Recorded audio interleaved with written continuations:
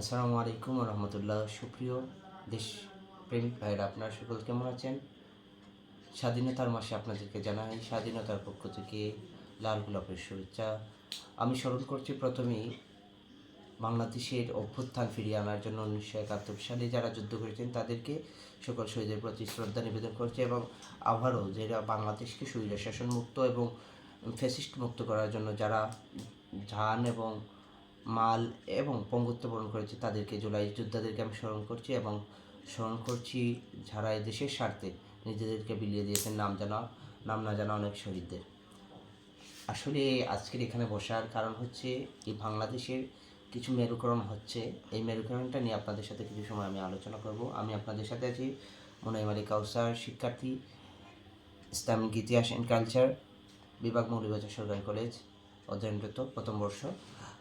সুপ্রিয় দর্শক, আপনারা অবশ্যই জানেন জুলাই যোদ্ধা এবং ইনকিলাব মঞ্চের মুখপাত্র শহীদ শরীফ ওসমান বিন হাদিরা রহিমাহুল্লাহ, যিনি শহীদ হয়েছেন এই বাংলাদেশকে ভারতীয় আগ্রাসন মুক্ত করতে এবং ইনসাফের পক্ষে লড়ে গিয়েছেন। তিনি একটা কথা বলেছিলেন, আমি আমার শত্রুর সাথে ইনসাফ চাই।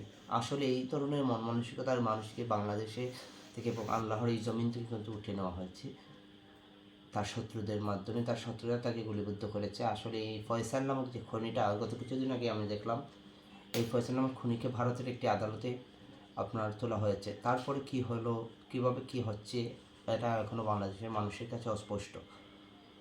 যিনি বাংলাদেশের সুদৃঢ় একটি পরিকল্পনা করে রেখেছিলেন ইনসাফের জন্য, এই মানুষটাকে আজ আমাদের কাছ থেকে বিদায় করা হলো। সেই মানুষটার তিনি তিনি বলেছিলেন যে যদি কোনো রাজনীতিবিদ যদি শহীদ মৃত্যু হয়, সে ঘরে মৃত্যু হবে না, তার মৃত্যু হবে কোনো এক রাজ ময়দানে জনগণের স্বার্থ রক্ষার্থে মৃত্যু হবে। আসলে তার কথাটা আল্লাহর কাছে হয়তো এতটুকু প্রিয় হয়েছে, আল্লাহ তাকে সেই ময়দানেই, সেই রাস্তাতেই তার কে শহীদ হিসেবে কবুল করেছেন। আল্লাহ রাব্বুল আলামিন যেন তাকে শহীদ মর্যাদা দান করেন, এই দোয়া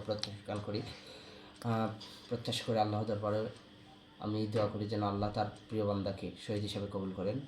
আর প্রথমে আসছি গতকাল যে সংসদ অধিবেশনে, দ্বিতীয় সংসদ অধিবেশনে আমাদের স্বরাষ্ট্রমন্ত্রী বলেছেন এবং আমাদের জাতীয়তাবাদী দল বিএনপি কিন্তু তারা গণভোটের রায়কে অকার্যকর করছে।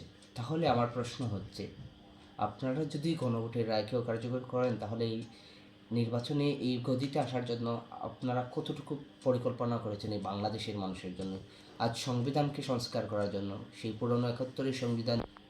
তাহলে আপনারা কি পরিকল্পনা করছেন আমাদের জন্য, সেটা অবশ্যই আমি একজন অ্যাজ এ একজন সিটিজেন হিসাবে আপনাদের কাছে এটা আমি চাই। আমি একজন নাগরিক হিসাবে, বাংলাদেশের নাগরিক হিসাবে আপনাদের কাছে এই প্রশ্নের উত্তর চাই। আপনারা আমাদেরকে ভুলে গেলেন এত সহজে? তাহলে আমরাও কিন্তু জেনজি জেনারেশন, আবারও আমাদের দাবি আদায়ের জন্য রাস্তায় নামতে পিছপা হব না। অতএব আপনারা এটা এখনও তাহাজ্জুদের নামাজে বসে আল্লাহর কাছে আপনারা দোয়া করেন যেন আল্লাহ, আমরা এই জনগণের জন্য মিথ্যা একটা পথ আমরা বেছে নিয়েছিলাম, আপনি আমাদেরকে সাহায্য করেন, নতুবা আপনারা কোনো নিস্তার পাবেন না আমাদের হাত থেকে জনগণের হাত থেকে। আমাদের হাত এই 5 আঙ্গুল নয়, এই 5 আঙ্গুলের উপরে 18 কোটি বাঙালিরা হাত উঠবে, তখন এই হাতটা অনেক বড় হয়ে যাবে। যেভাবে আমাদের সাবেক প্রধানমন্ত্রী স্বৈরা শাসক ফ্যাসিস্টের জন্যই আমি বলবো, তিনি কিন্তু নিজের আধিপত্য বেশি দিন ধরে রাখতে পারেন নাই। অতীত থেকে শিক্ষা নেওয়া অনেক ভালো। হাসনাত আবদুল্লাহ বলেছিলেন যে, আমাদের সিলেটি আঞ্চলিকতা ভাষায় বলেছেন, খারকদা খাও গো বান্দির ঠাকুর ছিল না। আর যাদের মাধ্যমে আপনারা ক্ষমতায় আসলেন, আপনারা তাদেরকেই ভুলে গেলেন। আপনারা অতি শীঘ্রই এই গণভোটের রায়কে কার্যকর করুন এবং গণভোটে যেভাবে উল্লেখ করা ছিল সংবিধান সংস্কার করবেন এবং আরও নানা বিষয়গুলো সংস্কার করবেন, সেগুলো আপনারা অতি শীঘ্রই কিন্তু ওটা আপনারা চোখে রাখতে হবে। নতুবা আমি একজন জেনজি জেনারেশন, আমরাও ছিলাম এই জুলাই আন্দোলনে, আপনাদেরকে আনার জন্য নয়। আমরা আনতে চেয়েছিলাম যারা এই বাংলাদেশকে নিয়ে নতুন স্বপ্ন দেখে, বাংলাদেশের জনগণকে নিয়ে স্বপ্ন দেখে, যারা বাংলাদেশকে একটি উচ্চ পর্যায়ে নিয়ে যেতে চায়। যদি আপনাদের ভিতরে যদি এটা হয়ে থাকে, আপনারা বাংলাদেশকে নিয়ে সুন্দর পরিকল্পনা করেন, তাহলে আমরা আপনাদেরকেই আনতে চেয়েছিলাম। যদি আপনারা তাদের বিরোধিতা করতে চান, তাহলে আমরা আপনাদেরকে চাই না, আপনাদের চেয়েও বেটার তাদেরকে আমরা আনতে চেয়েছি। অতএব আপনারা এই গণভোটের রায়কে কার্যকর করুন যেভাবে ছিল। আপনারা ভাবতেছেন যে গণভোটের রায়কে কার্যকর করলে আমি আমার সেই স্বৈরা শাসক সেভাবে আমার বাবার আধিপত্য আমি দেখাতে পারবো না, মায়ের আধিপত্য দেখাতে পারবো না, এটা ভুল ধারণা। এইটা গণতান্ত্রিক দেশ, সকলের অধিকার আছে তাদের ভাগ স্বাধীনতার কথা বলার। এখন বাংলাদেশের জনগণ সেটা ভালো করেই জানে।